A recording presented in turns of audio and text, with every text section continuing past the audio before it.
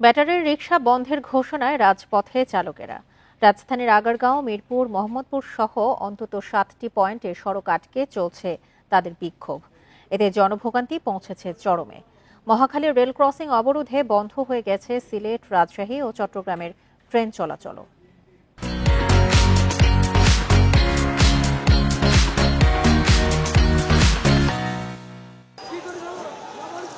মহানগরীতে 3 দিনের মধ্যে ব্যাটারি রিকশা বন্ধের ঘোষণায় সকাল থেকেই রাজপথে নামেন চালকরা। সড়ক আটকে শুরু করেন বিক্ষোভ। মহাখালী রেল ক্রসিংয়ে লাইনে ফেলে রাখা হয় রিকশা। এতে কমলাপুরের সঙ্গে বন্ধ হয়ে যায় সিলেট, রাজশাহী ও চট্টগ্রামের ট্রেন চলাচল। সেনা সদস্যদের রেললাইন থেকে সরে যাওয়ার আহ্বানে সাড়া না দিয়ে উল্টো বাকবিতণ্ডায় জড়ান অটোরিকশা চালকরা। খণ্ড খণ্ড মিছিল নিয়ে আগারগাঁওয়ে জড়ো হয়ে জানানো হয় অটোরিকশা বন্ধের নির্দেশ তুলে দেওয়ার দাবি। চিপায় চাপায় চলতে দিতে হবে আমাদের। তারপর হলো আমাদের বর্তমান যে বাজারের পরিস্থিতি, অনেক কষ্ট করে চলতে হয়।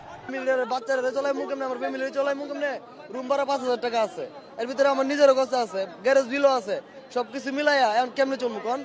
মহাখালী, আগারগাঁও ছাড়াও রাজধানী মোহাম্মদপুর, মিরপুর, রামপুরা, যাত্রাবাড়ি সহ নগরের নানা পয়েন্টে সড়ক করা হয় অবরোধ। এতে রাজধানী জুড়ে তৈরি হয় তীব্র যানজট, জনভোগান্তি পৌঁছায় চরমে।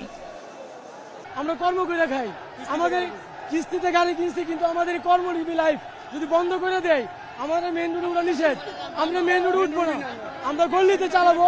আমাদের এই দাবি মাইনে হোক। যতক্ষণ আমাদের দাবি না মানা হবে ততদিন আমরা আন্দোলন চালিয়ে যাব এবং আমরা রাজপথে থাকবো। চালকরা বলছেন, ব্যাটারি রিকশা চালুর সরকারি ঘোষণা না আসা পর্যন্ত এই আন্দোলন চলবে।